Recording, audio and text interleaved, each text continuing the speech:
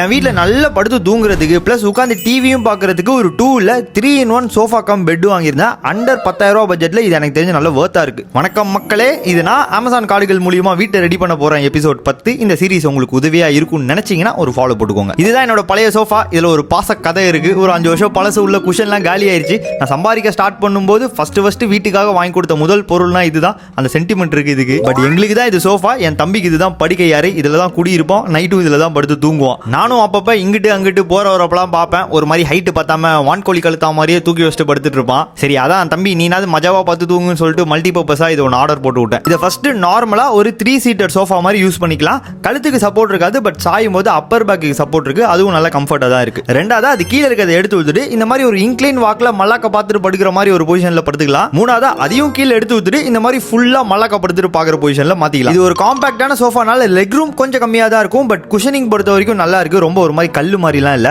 ஓவராலா நான் முன்னாடி சொன்ன மாதிரி அண்டர் 10,000 ரூபாய்க்கு இது எனக்கு தெரிஞ்சு நல்லா இருக்கு. இதோட லிங்க் பயோ இல்ல கேப்ஷன் அப்படி இல்லைன்னா சோஃபான் கமெண்ட் பண்ணுங்க. தானா உங்க டிஎம்க்கு வந்துடும். என் மம்மி எல் ஷேப் சோஃபா வாங்கியிருந்தா அழகா இருக்குமே அப்படின்ற மாதிரி சொல்லிட்டு இருந்தாங்க. நான் இதே இன்னொன்று வாங்கி எல் ஷேப்பா போட்டேன்னா அது இன்னும் சூப்பரா இருக்கும்னு நினைச்சேன். பாக்குறதுக்கு அழகா இருக்கிறதோட பொருள் நல்ல யூஸ்ஃபுல்லா இருக்கணும். அதுதானே ஒர்த்து.